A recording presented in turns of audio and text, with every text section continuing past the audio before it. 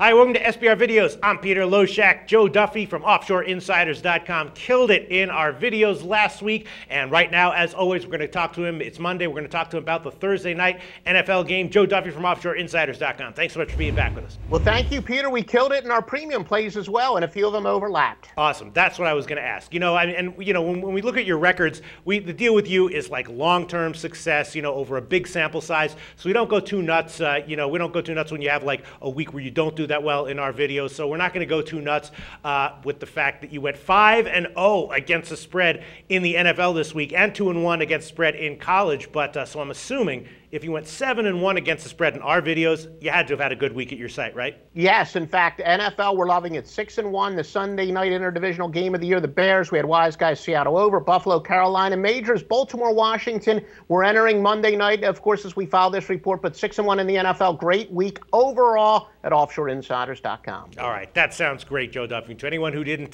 catch that, 5-0 against the spread in the NFL, and Joe also recommended the under in the Monday night game, which I'm agreeing with. We might have a 6-0 week from Joe Duffy in free picks with us last week, and that is just very impressive, and I'm very thankful for it. All right, Joe Duffy, Tampa Bay and Atlanta. Atlanta right now is 6.5 or 7-point home favorite, and this line opened at like 5.5 or 6. And as soon as I saw this line, my first thought was, oh man, Atlanta's the obvious play here. The public's going to be all over it. And I'm thinking it might also be one of those sides that the sharps and the public are going to be one-sided on, because it's just this game has Atlanta written all over, right? Tampa Bay is in shambles. They have a lot of injuries on defense now, which was their only strength coming into this year. And, they got 4 days to recoup, to fix their problems. That's not going to happen. Atlanta coming off of a road loss at Cincinnati, which I think, a lot of people saw coming. Here they are back at home. Matt Ryan, off the short week, that's got to benefit them. Atlanta minus 6.5 has got to still be a good play, right, Joe? Peter, you basically took all of my steam away. I was thinking the same thing, that everything points towards Atlanta, but I got a little nervous when I'm saying, you know what, the public is probably going to like the Falcons as well. Keep in mind, Tampa, not only did they lose 2 home games, but they lost to a backup quarterback and they lost to a third stringer in Austin Davis. And remember what I said in one, I know we've done a gazillion videos, but I was saying how Josh McDowell, he's a guy that I think he was a little overrated simply because he outplayed, he was the best quarterback on Chicago. He outplayed Jay Cutler last year, and you know that I'm not a big fan of Jay Cutler, so I think that had him a bit overvalued. Look, Lovie Smith is a heck of a coach, but I can tell you that Lovie isn't very good at evaluating quarterback talent. You're right, Tampa very strong on the defensive side of the ball. Now, what Tampa does have going for them is Matt Ryan was beat up, and Matt Ryan is coming off of a short week. Although he was technically only sacked once, he was hit 6 times unofficially.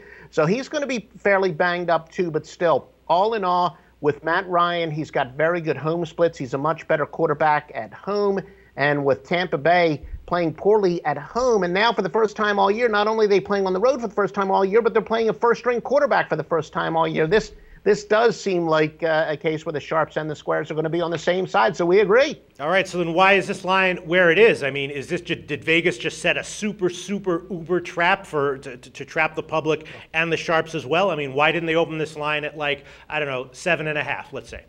No, that's a misconception. I think every single odds maker will tell you they don't set traps. In reality, 6.5 is not exactly a small point spread, so it is a pretty large point spread. And Tampa Bay, for those people that like defensive dogs, I do know there are a lot of people out there that get obsessed with defensive dogs, and in that case, you definitely have a defensive underdog here. But I try not to overanalyze as to why a line looks that way. Basically, like I said, all the parameters seem to point towards the Falcons, although it's not quite as obvious because, as I said, you do have a beat-up quarterback on a short week playing a heck of a defense. And there's no question that the Falcons' offensive line has plenty of holes in it. So as far as the line of scrimmage, Tampa's defensive line, even with their injuries, and we'll be checking the injuries before game time, but still, Tampa does match up well on the defensive side of the ball. So it's not like this has a 30-point route written all over it, but still,